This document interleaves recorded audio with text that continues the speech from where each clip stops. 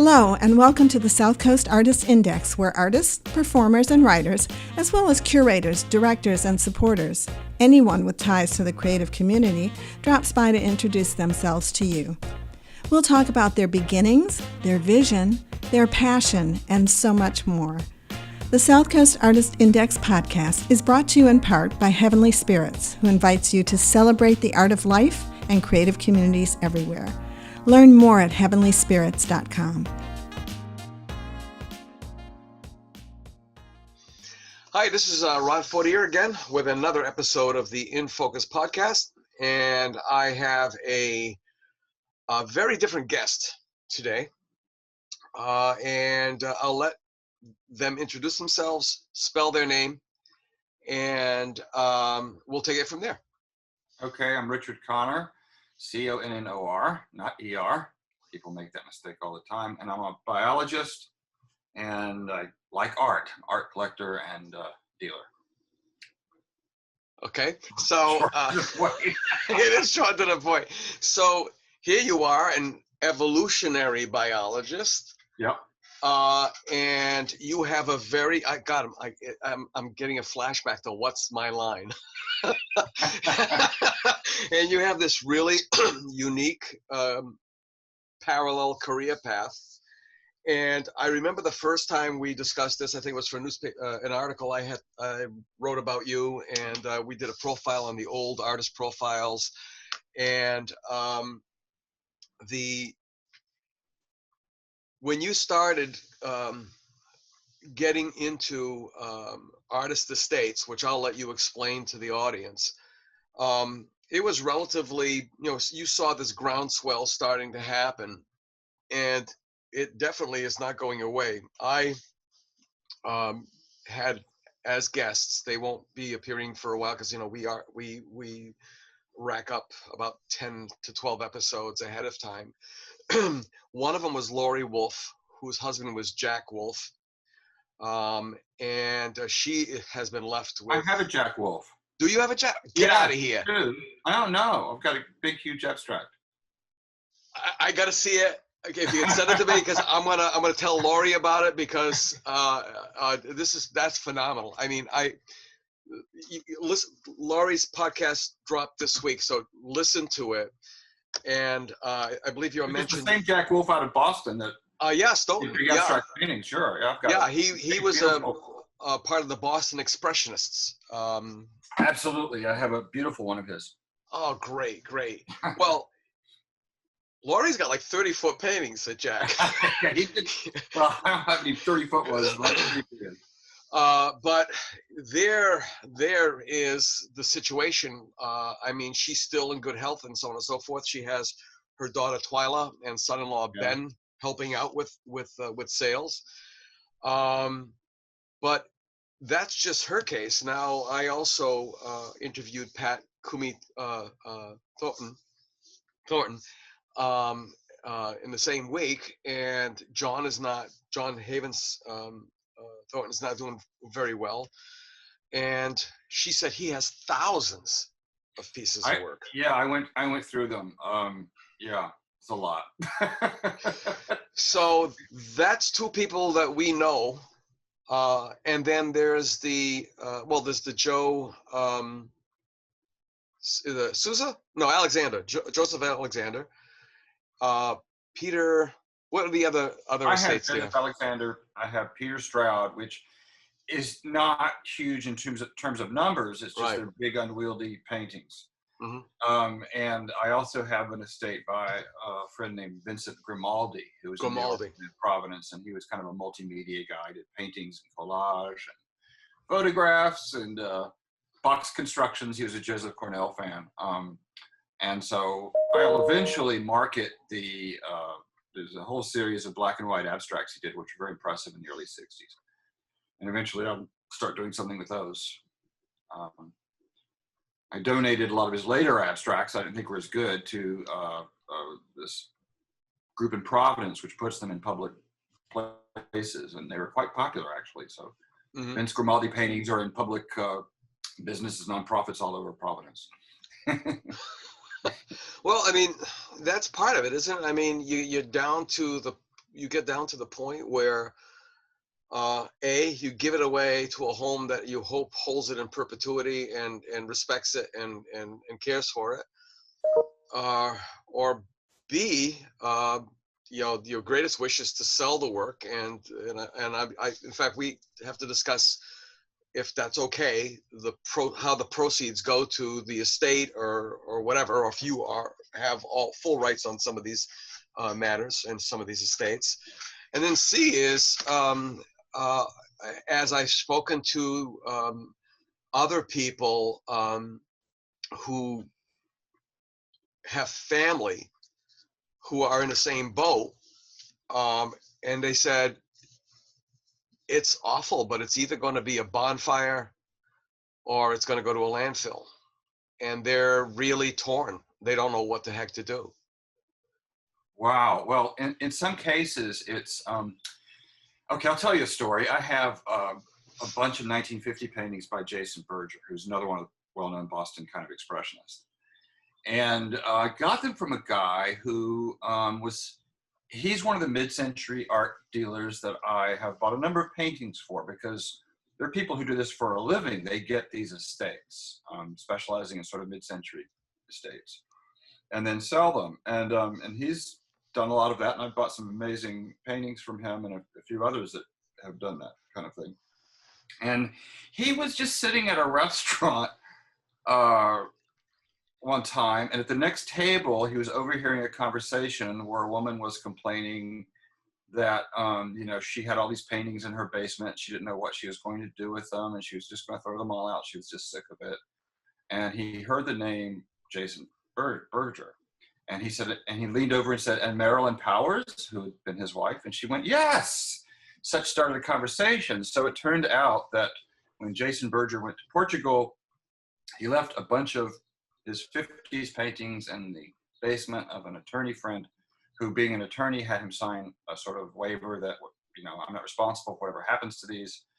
And how'd it go? Marilyn Powers passed away, and the woman, the lawyer passed away, and it was his wife that was in the restaurant and complaining, about what to do with these. And so anyway, my friend got those and he was selling them.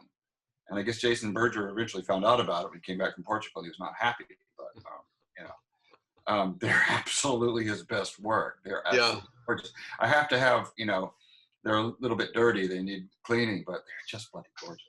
So I have about, 8 of those, and Marilyn Powers' work too. It's funny because in Portugal, I know from my gallerist, Rui Beja from Rastro Gallery, or just Rastro Gallery, they have what they call the leilões or leilões, which are the Portuguese auction houses. And those places go like at full tilt constantly, with an incredible treasure trove of work.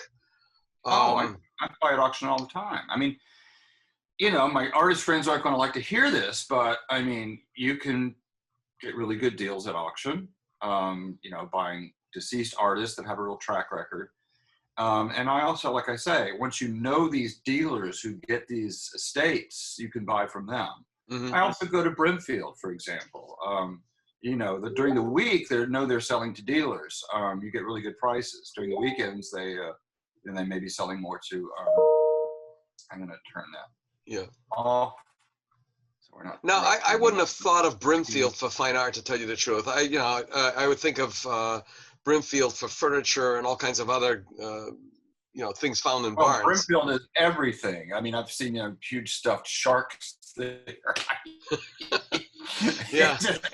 You can find anything but at Brimfield, right? Yeah. No, there's absolutely tons of art, and the funny thing is, you'll see like art lying around on the ground. That's pretty. How much is that? They'll say $8,000, and yeah, it's worth that. I mean, it'd be tossed around. So no, there's tons of art there, and you can get quite good deals there. Wow. Range, it's all over the place in terms of its value and condition. I want to go back to the beginning, back to like the first time that I interviewed you like years ago. But before we do that, I'm reminded when you spoke about Portugal, about in Figueira da Foz, where I lived, there was a French artist named Michael Barrett. And Michael Barrett had a very good reputation, but unfortunately, there had to be at least half a dozen of artists in his same situation. He was a raging alcoholic. Yeah. And there was I'll never forget Mr. Pinto, because he put this in my head. Mr. Pinto ran this little cafe that Michael Barrett would frequent.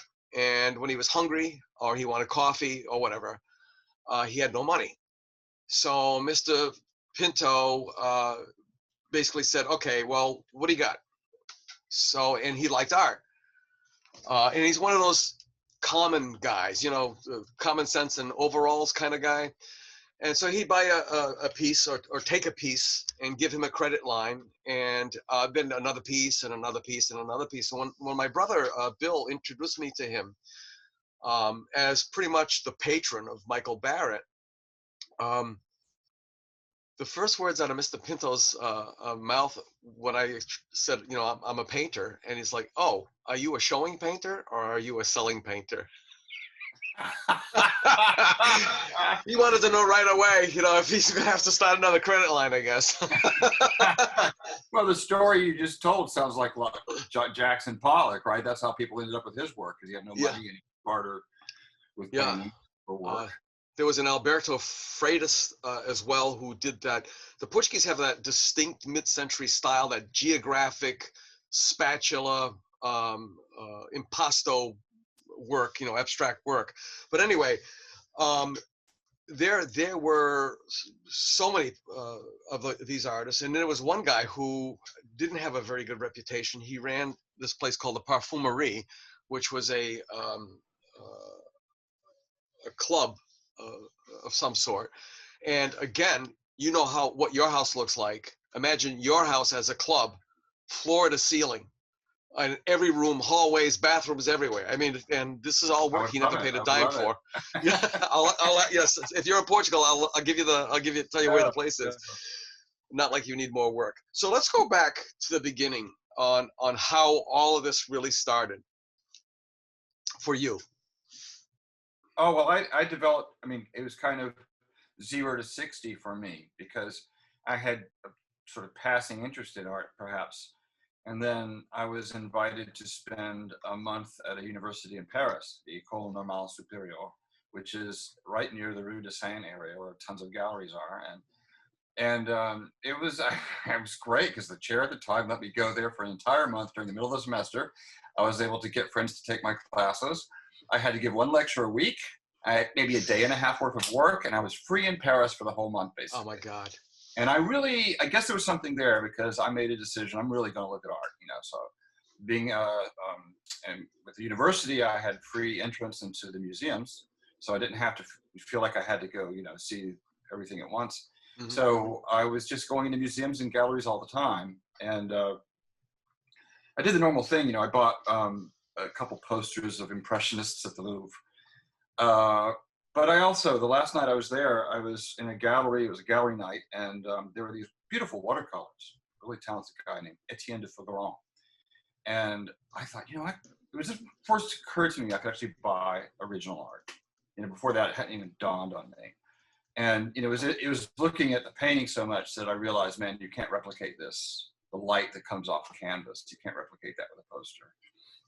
And so I went home, thought about it, and I had gotten the gallery card, and then that was November. I went back in March, and, I got several of those watercolors by that artist. The Monday morning, Rue de Seine is closed. It's Monday. And I'm walking by this one gallery, and I see this incredible painting by a French artist, obviously, Jean-Pierre Hugues. And I saw movement in the gallery. Long story short, the gallery owner was in Brussels. I'm on the phone. I basically I was saving to build a deck on the back of my house. That went, bought a painting, and I was off to the races in terms of collecting. And then I eventually learned about, auctions and flea markets and junk auctions everywhere. If you're patient, you can go to your local junk auction. Something really good will show up eventually. The junk auctions are primarily works that have been passed over either by ignorance or by snobbiness, or they didn't fit any criteria. They just fall through the cracks. I mean, Yes. Somebody has them, they die, their children don't know what they're looking at. Right. I mean, everybody recognizes a pretty impressionist painting, but you take something a little more modernist, they won't necessarily. And so, I've been at auctions, and you hope certain other dealers don't show up that day who will recognize that painting for what it is. And so, you can go to estate sales. I mean, it depends on the time you have. I mean, if you put time and effort into it. So what I was doing for a while is I would have booths in antique multi-dealer shops. And so that sort of gives you the motivation. You're buying and selling and buying and selling in those. That gives you the motivation to keep going to the flea markets and to the junk auctions, because you're buying to sell in those places, even though it was generally a losing proposition. Yeah. Occasionally you find something for yourself. So I did that for a number of years, but I still, look at auctions. I love Brimfield. That's my favorite. Yeah. I mean, you even found one of my pieces at an auction in Miami. Yeah, exactly. I mean, you never know what you'll find. So I had my sister-in-law's aunt was a painter in Newport, and she did oils back in the 70s and basically did watercolors and prints ever since. She's passed away some years. And I'm at a flea market in Sandwich, and there's some of her 70s oil paintings. So I got on the phone to my sister and was like, guess what I found? And she's quite a good artist, actually. I have a couple. Wow. Gave obviously some, and I'll give the rest to my sister-in-law as time goes. So it is a completely different world that you live in as an art dealer. Well, the thing is, people told me when you collect art, you will become a dealer by default. And you do. I mean, you just do. There's just no way of avoiding it. If you're a serious collector, you'll turn things around in some way. I'm at the point now I really need to start selling. I mean, I'll never stop buying because I'm an addict. But I need to sell more than I buy. All right, now let me ask you something really serious. I don't know if you've even pondered it, but we're talking about everybody else's stuff at time of death. What about all of your stuff after your passing? Yeah, I mean, I don't know if that's too awkward for you. I mean, we can cut it out. Well, no, I mean, that's why I need to reduce the amount in here so my whoever inherits, I won't be a pain in the ass for them. Yeah. So I really, plus I have this fantasy about moving to Spain in a few years. So I need to sort of start moving stuff in a bigger way. I may seriously do that. So yeah. I'm trying to I'm going to set up my website this summer and start getting on Instagram and all these other online sites, and start moving a lot more of it. So far I've been focused on, the problem was, in a sense, it's a problem, is I had this Joseph Alexander estate, local artist, and Peter Stroud's, and my effort selling had been focused entirely on that. Mm-hmm. And so I never put any effort into selling down from my own collection. And so I need to combine all that now and start moving pieces from my collection and as well as those estates. Are there buyers for this sphere? Yeah, I mean, sure. I mean, the antiques market in general went way down. The toilet, the old brown furniture and things like that. Some of the collectibles. Some say that the same is happening to art, but I still, there's a target audience out there, and you have to reach them. And then the question is, if you sell slow and gallery style setting, you can sell at higher prices. If you need to just get rid of stuff, you put it in auction. So I'll be doing some of both. If I'm, going to be reducing the inventory here, I'm going to have to obviously put a bunch of things at auction and just. I may not make back what I paid in a lot of cases, but at this point, it's like move on. Yeah. I've enjoyed the hell out of it. So I didn't get jaded. I mean, that's the thing. I thought, well, buy these paintings and you have them on your walls. So is it going to become like wallpaper? You don't see it anymore. That hasn't happened. I still enjoy walking around and looking at them. Wow. Yeah. Paula's thing is, and because life has been still insane, has always been that she likes to recurate the walls. So it's impossible, like she said, to put up every single piece that we own between the two of us. But she likes to recurate, and okay, these are going to be delegated to the closet for X amount of time. These are coming out, and absolutely. It drives me crazy. Any kind of decor people have in their houses that you walk in there and it looks just like it did 5 years ago. Jesus Christ, move things around, switch it up. Yeah. Usually those are the beige people with the accent pillows, right? Oh, right, in fact, if you look at this on the wall right behind me, that's a Diane Canoyer, local artist. And that was in a New Bedford museum show, and I have to tell this story really quickly. Yeah, no, go ahead, yeah. That was the one that was curated by David Boyce, and it was the Four Seasons, and she did spring. And I love this painting. It's bright and bold. And I was in there for the reception with two older couples, friends of mine. And I said, yeah, I'm buying one of hers. And they said, oh, let's guess which one. And I said, one of the wives looked around and said, oh, not that one, I hope. And I went, turns out it was that one. and I told, in fact, that's the one. Yeah. She stared at it for a moment. She said, do you have pillows that color? And I just went right over my head. I just didn't get the hell she was talking about. And the conversation changed. We walked off. Only then later she was talking about accent pillows.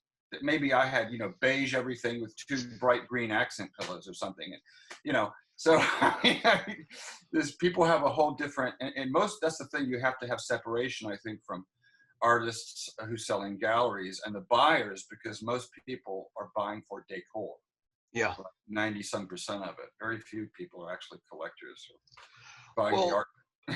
One of the things too that intrigues me is like all these shows on HGTV, the house flippers and flip this house, and I don't know, there's got to be like a half dozen or more of them on just that one network.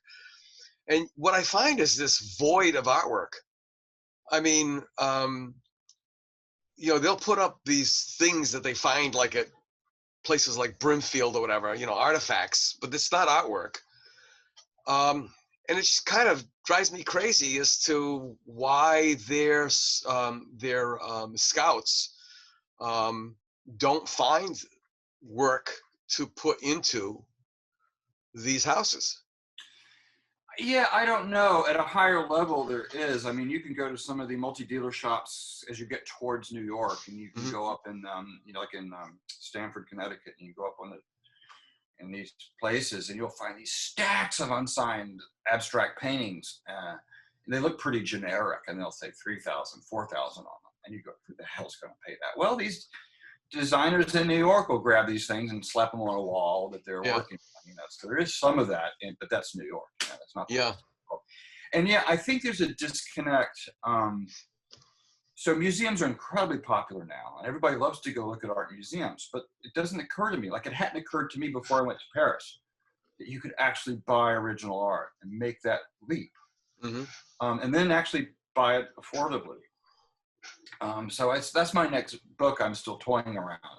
I found one that's kind of like what I want to write, and I need to read that first to see if it's worth my pursuing that. Yeah. Because I think a lot of people just don't know. I mean, like even our local Skinner's auction in Boston, when they have an auction, what you read in the paper is some painting sold for $50,000 or $100,000. Most people don't realize the vast majority of paintings at that same auction went for a lot less. Yeah. So, it's the big sellers that make the headlines. So they just don't think that they could actually go to an auction and buy a painting or, Well, and then there's also two of those, and they're not mythical. Well, they're mythical because they seem so outlandish. But there were two cases. One of them was a Martin Johnson Heed. A couple bought this house, and the husband saw this over the mantelpiece, and it was like you couldn't see it. It was like so covered in soot. But there was just something that kind of intrigued him about it. In the back of his head, he's like, I wonder if that's going to stay with the house. But he never said anything. And then when they closed on the house, they got the keys, and they're walking into the house, and it was trash day, and he sees that painting on top of the trash barrel. So he brings it and gets it cleaned. That thing went for what, 1.5 million or something like that?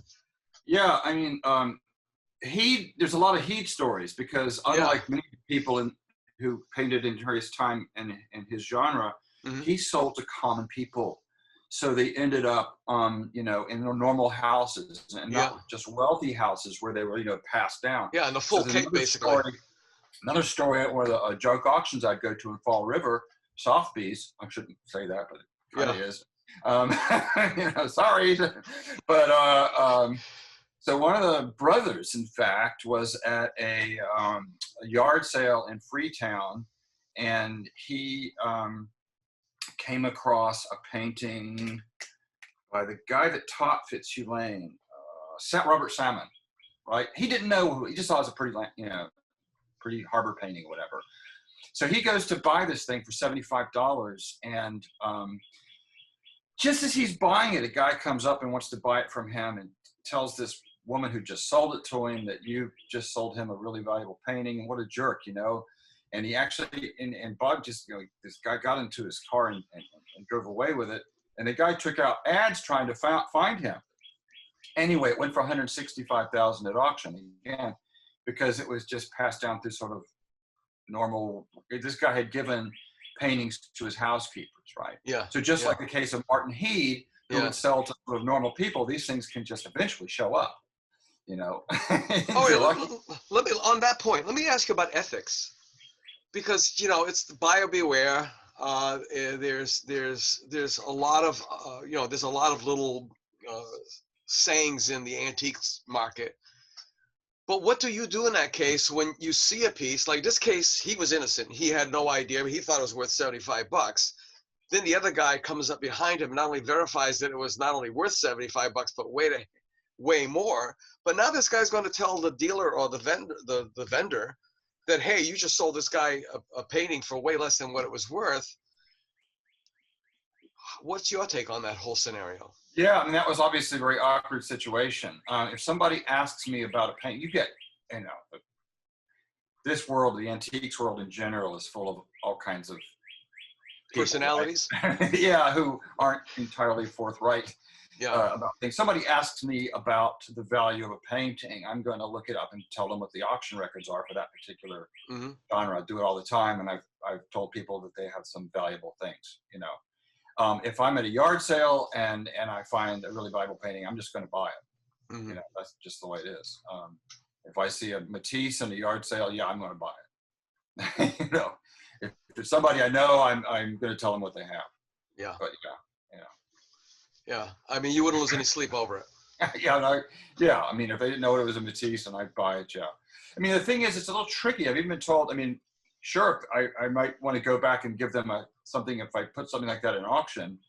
I don't know the legality of that. I think what this guy who bought this Robert Salmon told me that his lawyers told him, I don't know if it's true or not, was that if you haggle with them, if you see a valuable painting, know what it is, and you still, so it's $100 and you try to haggle for $50, that actually opens you up to legal challenge.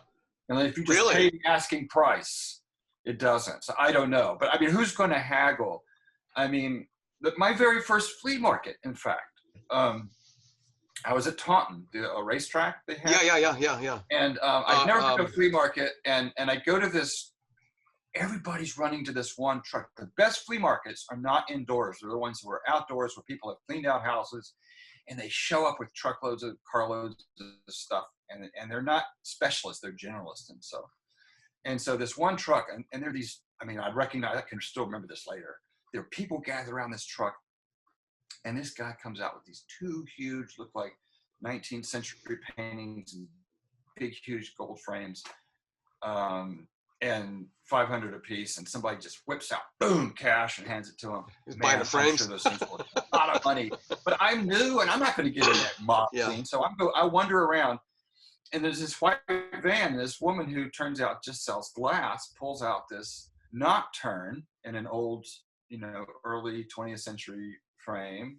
How much? $100. Boom, I hand it to her. And so there's a guy right behind me who I later recognized and saw him in the booths around, that he he knew art, and we couldn't make out the signature. And again, it's not worth a fortune. I still have it. It's a nocturne by Stuart Macomber, who taught at RISD for a long time. Mm-hmm. And was kind of a famous curmudgeon there, instructor. And it's a 1928 nocturne in a period frame, and it's absolutely gorgeous. Yeah, maybe it's worth $1,500, a couple thousand, but for me that was incredible. But my first flea market. But yeah, I mean, if you go and you do your time in these places, you will find good deals. In fact, I can go to a flea market now and always get something pretty good. I should go all the time, but I mean, right now you can't go anywhere. But yeah. I'm not going to flea markets now. No. In fact, and it's something you know, we've discussed this before.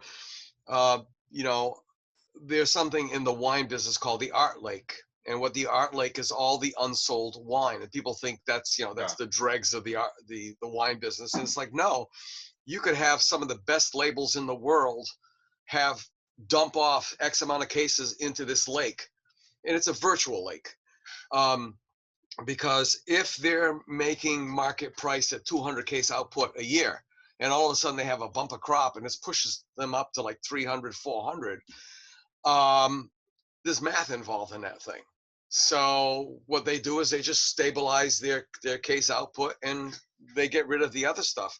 And that goes on to go into industrial solvents and vinegars and all kinds of other stuff. So I always imagine that in the art world, there's something called an art lake, but, you know, trying to Google that, I haven't been successul. In fact, the only thing that ever comes up is the weatherman from Channel 10, Art Lake. What you're describing are these estates. I mean, like the Joe Alexander estate. So, you know, this is because, I mean, let's be completely frank about it. You have a product that's being produced at a rate that the market doesn't bear it. Yeah. So if you had a local artist who painted 20 pictures and went downtown and had them for sale at $50 a piece, they'd sell out the show. Mm-hmm. But they have them for hundreds or a couple thousand. And so maybe one or two will sell.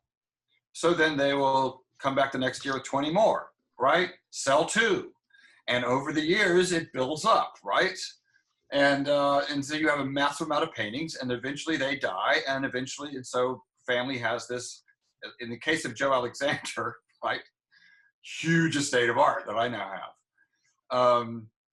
So, I mean, that's just the way it goes. And, you know, you do have, I mean, some of our local artists, I'm not going to name names, they do have sort of discount their older paintings to move them once a year, things like that. That makes sense to me. I mean, you know, I mean, and it's just the reality of it. And that's why when you're a collector, you pretty much, I mean, I occasionally will buy something at a gallery, but bang for the buck, you know, if I buy a painting from a gallery at a gallery price, I can go to Brimfield to come home with 6 or 7 amazing paintings, mid-century paintings by listed artists who have exhibition track records for that same price. Mm-hmm. What am I going to do? Exactly. You know? Well, and there's another thing. Let's talk pricing, because that's one of the things that all of us as painters, we painters, it's a bizarre kind of a thing, because you can take a painting that in New Bedford, if you're lucky, you can get $500 for it. You go to Providence, you might be able to get, I don't know, $750. I'm just pulling these numbers out of my head. You go to Boston, you might be able to now maybe pull $1,100-1,200 for the same exact piece. Go to Chicago, I don't know, you might be able to top out at $2,500. Nothing has changed. The piece remains exactly the same. What happens? Well, it's the same thing as when I'm selling, you know, art for my collection. If I put it into auction, I get one price. If I try to sell it slowly in a more of an online gallery format, I can get another price. I mean, there's no one price for a painting. That's just the way it is. You know, and it really comes down to, if you walk into a gallery and you have to have that painting because it just knocks you off your feet, then maybe you'll pay that. You know, and maybe you can pay in installments if you can't afford the $2,000 price tag or whatever. Oh, speaking of which, are you familiar with Art Money? No. In fact, it's something you have to look up. It's a company out of Australia. It's called Art Money.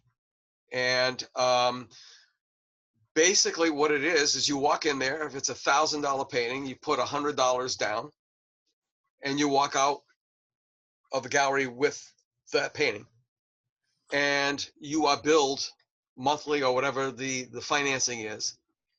And if the buyer defaults, the gallery still gets paid and the artist still gets paid.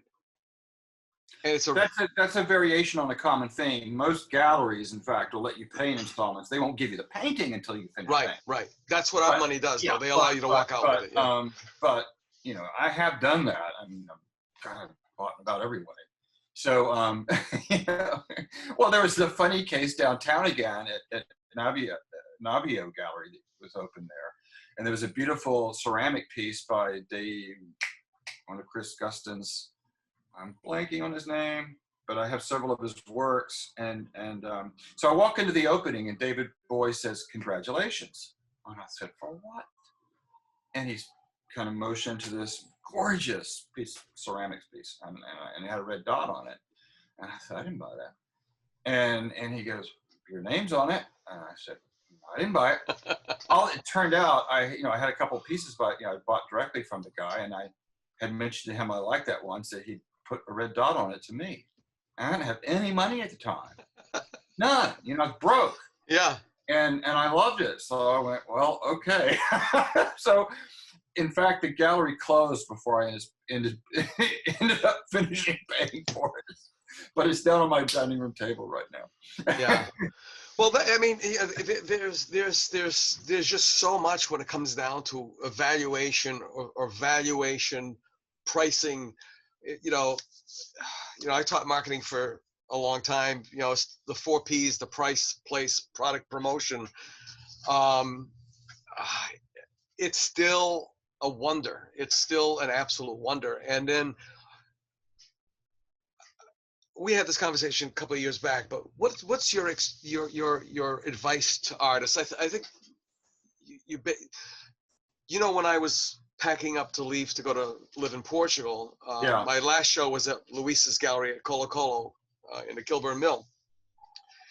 Luis and I decided we were going to price everything at $100. And I bought a couple at that show. Yes, you did. Thank you very much. And the pushback that I got from that, from a couple of people that are like our friends, I mean, they were like adamant. Well, if you do that, you're going to be pulling down the entire price structure and so on and so forth. It's like, dude, what do you want? I mean, I got everything I have is in 3 barrels. None of this stuff can fit into 3 barrels, right? Well, I mean, it's the reality. Otherwise, if you want to paint, you keep painting. And the example I gave a minute ago, you paint 20 a year. Yeah. You sell 2 at a show. I mean, get real. Yeah. I mean, if you're somebody like Michael Hecht, who I think is, an amazing artist and underappreciated. I bought a few from him directly and stuff. I mean, he paints slowly, right? So he's not building up this massive art lake, but if you have somebody guilty who paints more frequently, it fills up, and I'm sorry, but I think what you did was fine. A lot of people might buy your paintings.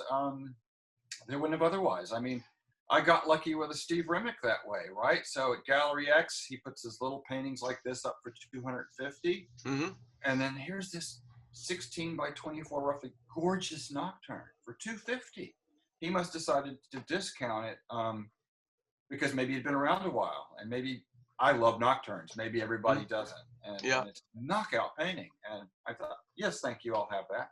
So, given that I normally buy at Brimfield and at auctions, if I see a deal like that from a contemporary artist, and I really like them, I'm going to be all over it. But I might not walk in and pay their gallery price because I'm so used to getting good deals at places like that. Right. I remember once I was getting ready for a show, and it was like a teaser, and I popped up a piece, the orange one. I popped up the piece, and you're like, "That's mine." It's like, you got it before it even went on a wall. I was like, "Okay." It's like, Yep. The other thing too is I mean, we do kind of create legends because many years from now, somebody will be able to say, "Hey, I got one of those for like $100. The guy was leaving the country. What a great deal, and it's worth X amount of dollars." Which goes on to a whole nother story. I've had attorney Steve Berger on, who's a trademark and copyright attorney. And we've recorded some podcasts with his musical clients, his performing arts clients. And it's interesting how these guys get royalties and fees and, forever and ever. But a painter, well, you buy a painting from me for $100. Somebody comes to your house and says, "Hey, I really like that." I says, "How much?" You say 1,000. Good for you. I get bupkis for it. But that's the way the market has always been. I think California has artist royalty law now, and in European countries they do. So I've bought, because of Lasse Antonson's Bad Influence, I've been looking at this auction house in Denmark, and I bought a couple pieces there. And if they're alive, you pay a royalty fee on top of that, which is fine. Yeah. But I was also going to say that you get to know the artist, and that's one of the main reasons people will buy contemporary artists. They like getting to know the artist. And even though I buy my mid-century works and older works, it sometimes happens that way. That's how I ended up with the Peter Stroud estate.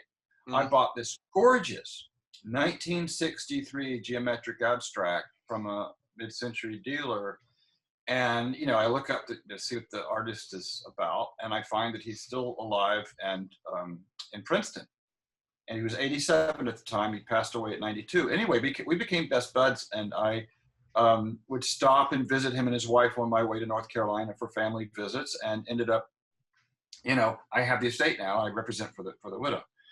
It's a difficult estate because he had a lot of his best paintings, early paintings, in the basement where they had issues, and it's a nightmare. Yeah. But I'm doing it, and I don't know if you can see in the corner that top one, that abstract figure way back in there, top right of the window. Yeah. There. Yeah. So at Brimfield a couple of years ago, I buy that for $400, and I discover the artist is outside of Chicago, and get on the phone with him. And this is amazing. So this thing is painted in the early 1960-ish, early 60s. So he was in grad school at the Art Institute of Chicago. An older student who was sort of a mentor for him, had died in a car crash, and he was really bent out of shape about it and upset. And so he was really depressed. And then they have this model come in who's a guy who's like 90. And he looks at this guy holding himself with such pride in his tattered clothes. And he paints this abstracted version, and the professor comes by and just takes it from him, puts it in the annual Art Institute Chicago show, right? And it sells to an art collector who's pretty wealthy in the Chicago area, ends up in Florida, where the guy retired to, and then ends up back at Brimfield, where I buy it, and it has on the back the original check that the guy paid for it. Obviously, he was pretty anal about keeping records. Yeah. So I still have that. So I call him, and he tells me this whole incredible story. He said that was the most important painting he ever made because that's where he found himself as an artist. Blew me away. Away. Those add so much to that painting now. Well, there's one for your book right there. Yeah, exactly. And I, as we were speaking, I mean, for some reason, RFI jumped into my head. Those little bar padded stickers, that adhesive things that are inside of packages and such, so that if you try to walk out of Walmart without paying for something, it sets off the alarm. I was wondering if artists started doing that, we could actually track where their work has gone, or where it hasn't gone. So it's amazing what goes around. I bought a painting on eBay from Denmark that was by a modernist who had been part of this WPA group. They were on a national tour and painting scenes in Alaska. They were then going to go on a national tour. It ran out of money. Anyway, a guy from Denmark bought this painting in Alaska in the 40s or 30s, whatever it was, has it in Denmark all these years, and I bought it back here. And I learned from his granddaughter how her father, or his grandfather, it was, had bought it in Alaska. So paintings can take on really interesting journeys and sometimes travel around the world and come back home. Yeah. Yeah, it's also too, I mean, you go through the whole 9 yards about, buying for investment, buying for love. I don't know if there's other kinds of purchases, buying for space, buying for matching decor, matching the throw pillows, right? Yeah. And then there's a situation. I remember Rui had this doctor who was going to open up this medical center. The guy was really well heeled, and Rui had been really like grinding on this sale that was like 10 pieces of work. And it just so happened Rui had brought my work up for whatever reason, leaned it up against this stack of work temporarily. Then he got distracted, and now the doctor comes in, and Rui's sort of hoping, God damn it, got me the check, right? So he looks and he sees my work, and he says, "Whose work is that?" And Rui goes to tell him, "Oh, this is an American guy that just pulled into town." And he goes, "Never mind. If you put that in there, I'll pay you exactly what you wanted." So Rui said, "But you don't even know who that guy is." And he says, "I don't care. I love it." Yeah, absolutely. Yeah. I've done that a lot where I'll see a painting. I also, the opposite will happen to me sometimes, in the sense that I'll see one painting I like at an auction, and I'll look up the body of work and kind of go, no. People painted one I like, but it does impact me if I see the body of work and I really do love the artist, and most of what they do. But yeah, I've had like one painting, boom. Let's ratchet on down to the local scene in particular. I've been trying to get Alma Cummings on for like ever and a day. Yeah. Because just the thought of her father still makes me emotional. Just talking about him now, I'm getting emotional. I mean, that's how much he meant to me. And yet I think about how adept he was as an instructor and as a painter. And he had a very good exhibition record, and he sold some work, and yet, poof, find a Herb Cummings someplace. Yeah.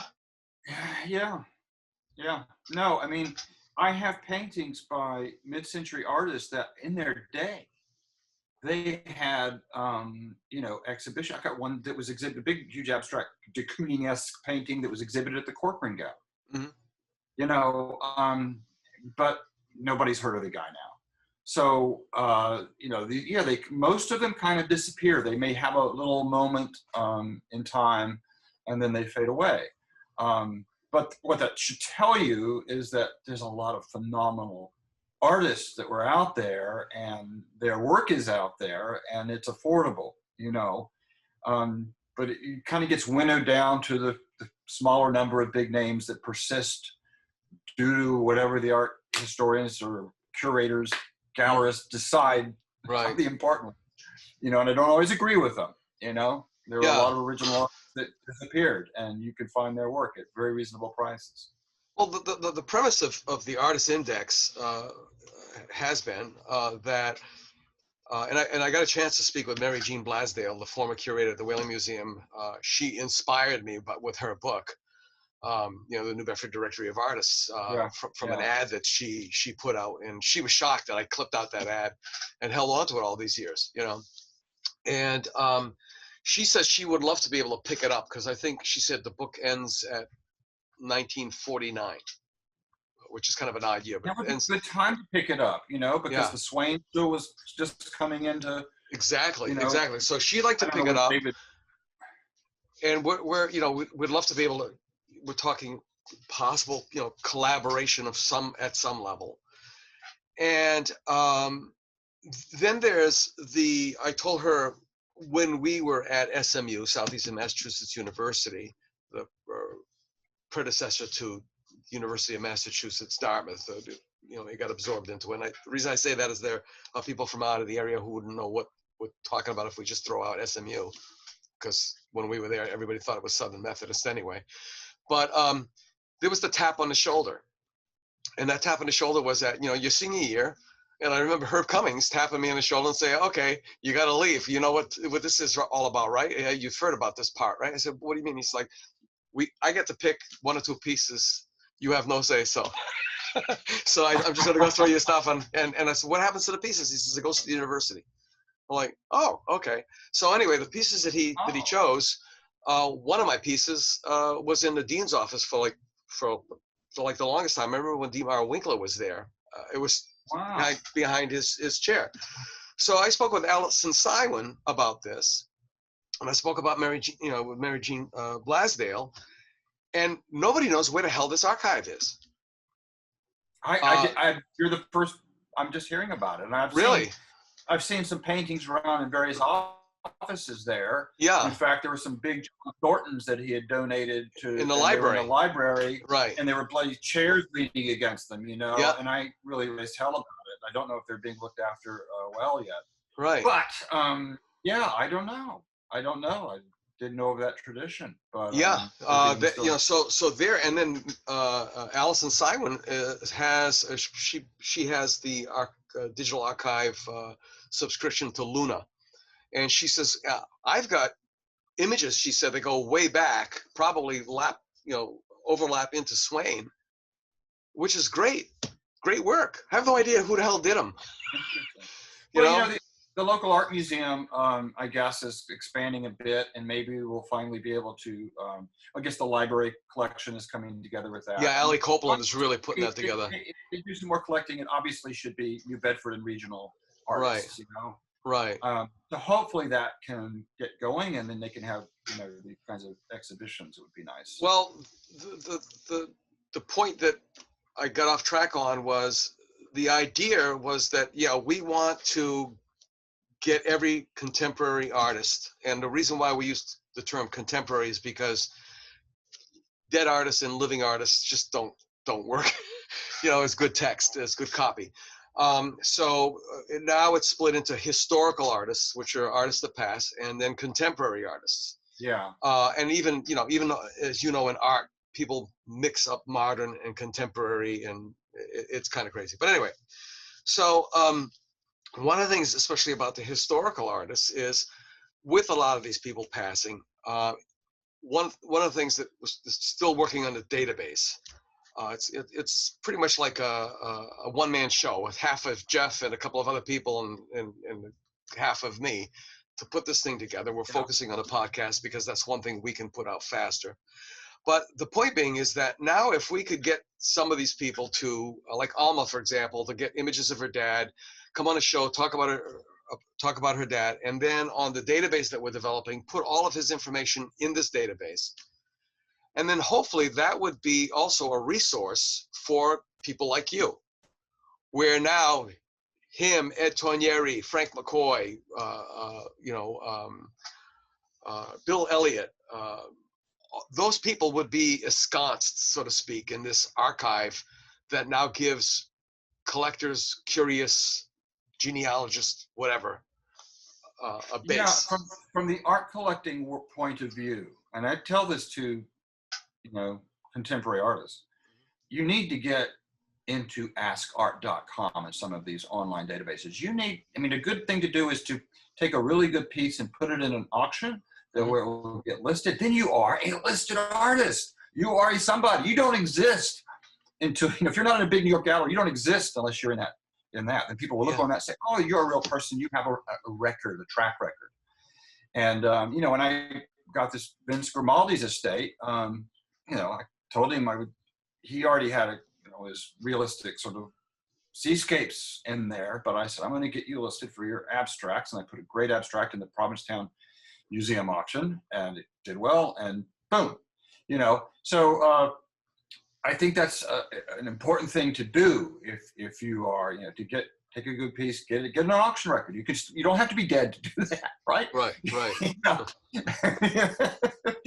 And but Well, I mean, again, it's another personal story, but Rui was very, very frustrated trying to move my work. At first, it was moving and it just stopped, and then it was like a whole malaise that was going on, shifts of attitudes, and he was just going crazy.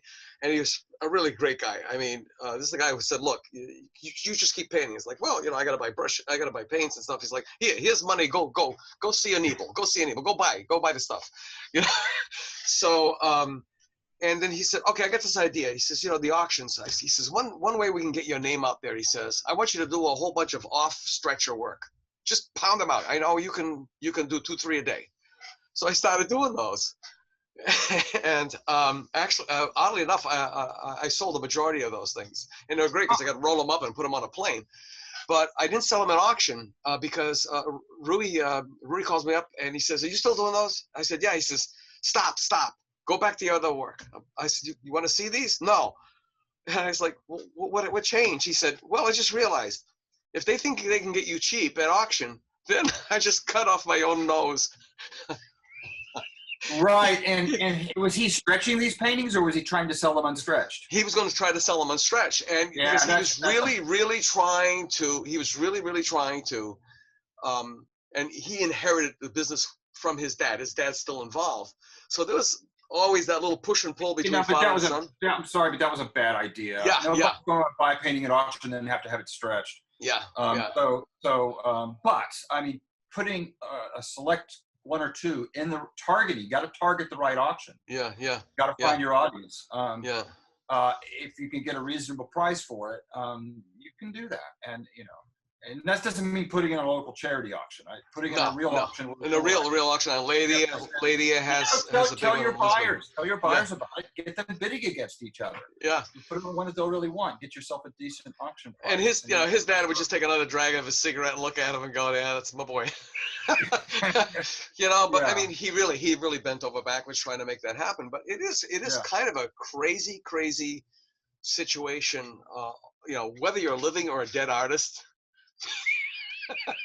You can. Yeah, I know. Whether you're drawing a breath is moot. It's whether or not you can sell the damn paste. Exactly. I say hand it to Steve Remick. I'm kind of watching his Facebook posts and stuff, and he's getting himself out there in a lot of different platforms, and he's selling some work. Yeah, so, I saturated the local market with Joe Alexander painting, so I really need to get online and start trying to get further afield with his work. Right. No. One of the things that because there's monetization. I mean, there's a lot that's still the website is actually part of. It's a product of the Artist Index website project, which it's a collective digital archive, and you got to figure out a way how to make income. I mean, nobody does this for nothing, and for long. And then the other thing too is all this information. This podcast is going to be held in perpetuity. There's a legacy here.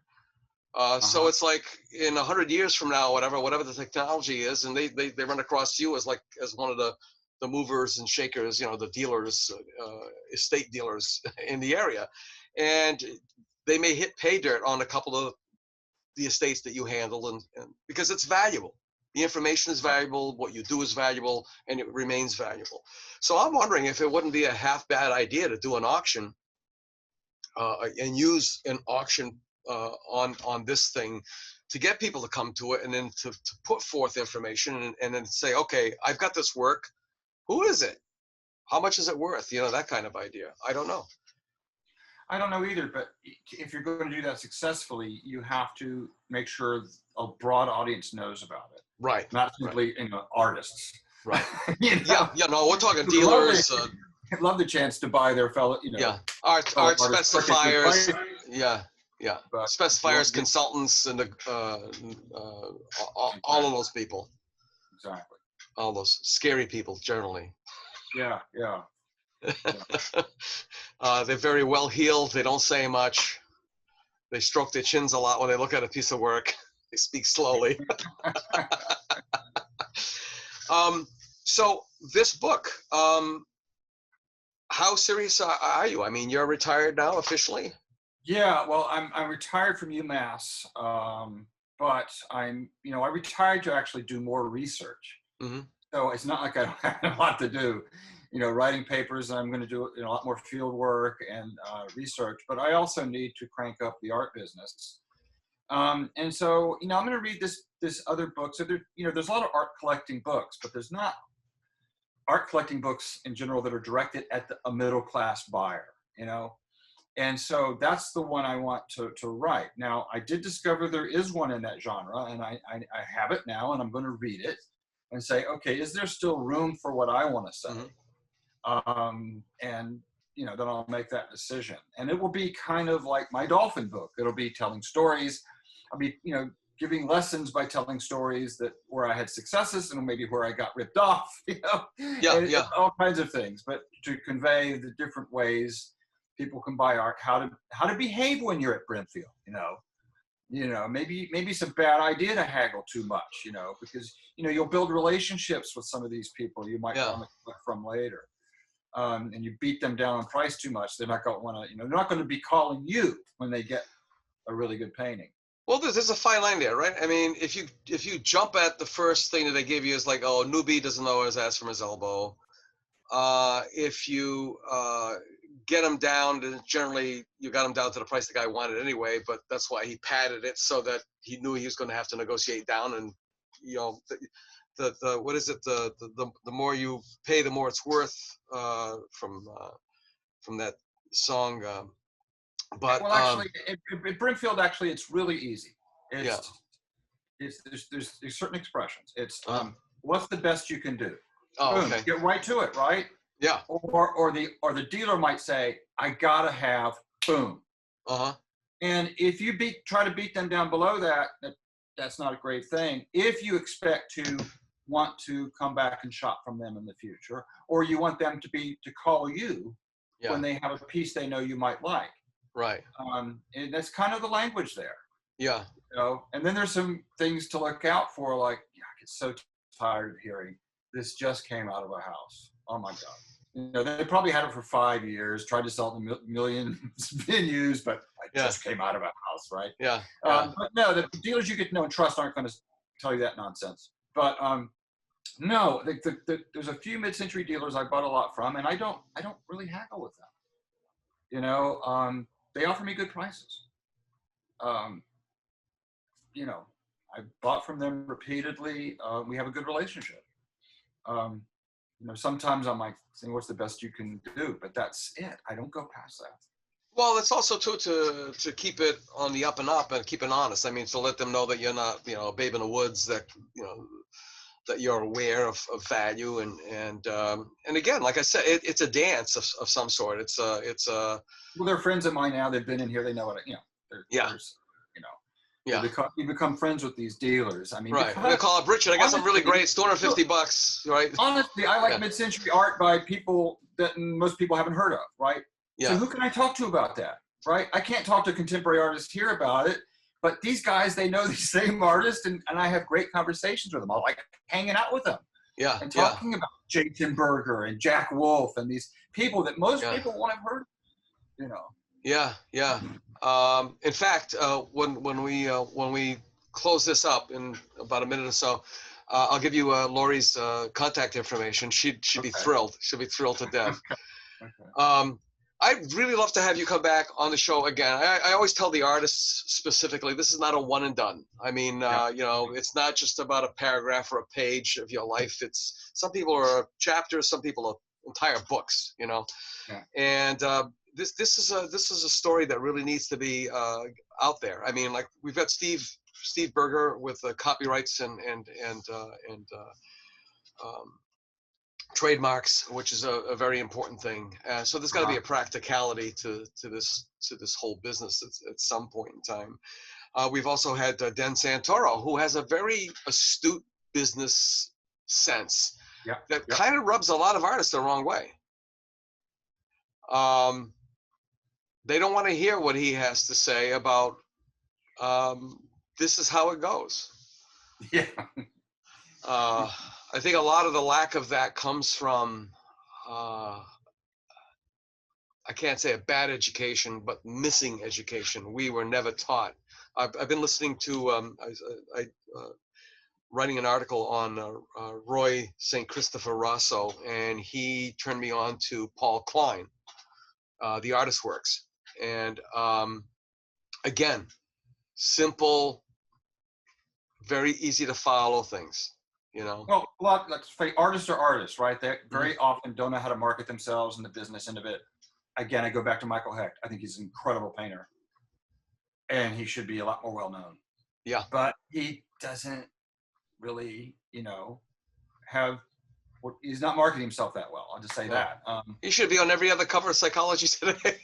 Well, no, I mean, he's doing these basically psychological studies using self-portraiture, and they are brilliant. I mean, his nuance of expression he captures is phenomenal. And I think if somebody discovered him in New York, he'd really take off. But I think his time is now. I mean, the COVID situation, the surreal aspect of COVID, his work is the mirror.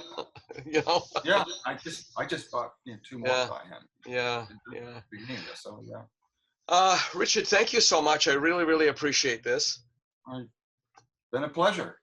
Any final words of wisdom before I do the wrap up? Nothing comes to mind. But. Okay.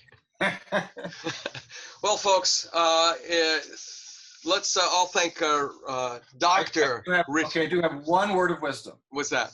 Everybody says, buy what you like. Uh-huh. My addition to that is, buy who you are. In other words, buy the way you want to buy. A lot of collectors will want you to collect the way they do. Maybe specializing in some arcane prints from some era or something, or one artist.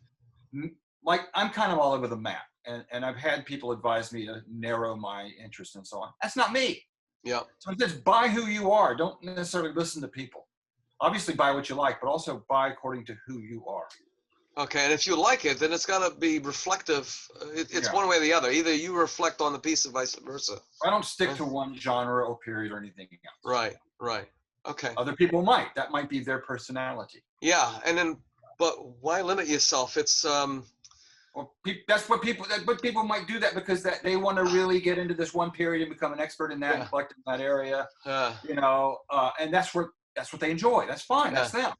That ain't me. So you got to collect according to who you are, what your personality is. And it just reminded me of Anthony Quinn, who played the grandfather, the abuelo, in A Walk on the Clouds, with the candy sample, the chocolate sample box. Yeah. I've got to go look it up because I think it really pretty much frames what you've just said. There's just so much. There's just so much. All right. Dr. Richard Connor, the foremost collector and dealer in the area. Thank you so much for being on this episode, and let's all take care of each other out there. It's really important, especially these days. Thanks so much for joining us. Until the next time, goodbye. We'll see you next week for another episode of the South Coast Artist Index podcast. The South Coast Artist Index podcast is brought to you in part by Heavenly Spirits, who invites you to celebrate the art of life and creative communities everywhere. Learn more at heavenlyspirits.com. To learn more about the South Coast Artist Index, visit theartistindex.com. Find us on Facebook, Instagram, and YouTube. Be the artist you believe you are, and let's take care of each other out there.